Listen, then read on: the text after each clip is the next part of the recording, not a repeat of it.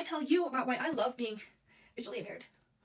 When I was about 3 weeks old, my mother and father started noticing some eye issues with my eyes. They were moving back and forth and shaking and all that. So what my parents did is they took me into a doctor.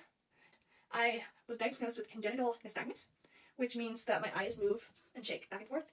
It affected me so much that the doctor recommended I go to a school for the deaf and the blind. So as a baby, I started attending their school in the parent-infant program.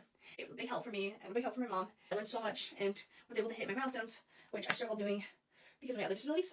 So that helped so much. And then when I was like around 3 or 4 years old, I started attending a preschool there, which was so fun. Got to make so many really, really great friends. And then when I was about 5 or 6, I stopped attending there in person and I got an outreach service teacher, which they helped me quite a bit.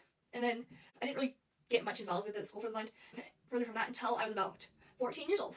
They had what's called White Cane Day, which is a specific day for people who are blind to go and meet other visual impairment kids, so people who have visual impairments. We got to go do many fun things. And White Cane Day was an absolute huge deal within the blind community, within my state especially. And every year it was held at a new location, which was always so much fun. One year it was at the zoo, and another year it was at like a children's museum or at the school for the blind. They've had so many fun different themes to go along with it. And it's a huge deal because we all can know that just because we have blindness and visual impairment doesn't mean that we can't have fun, we can't do fun things and be celebrated. So White Cane Day is one of my favorite days of the entire year. Happened to be my first activity back with the school for the blind when I was in the 8th grade.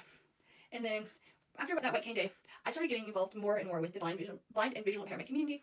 I went to an aquarium activity, which was super fun. And then things started to pick up more when I got to go to California to the Junior Blind Olympics trip, which was a blast. So much fun. But point to say, I have gained so many experiences and lifelong memories and even friends through the visual impairment community that I really wouldn't have had. I also am on the spectrum, so socializing and friendships and all that can be very difficult for me. And the blind and visual impairment community has gained me so many incredible friends that I wouldn't have had without my visual impairment. And then I've learned so much because of the school for the deaf and blind.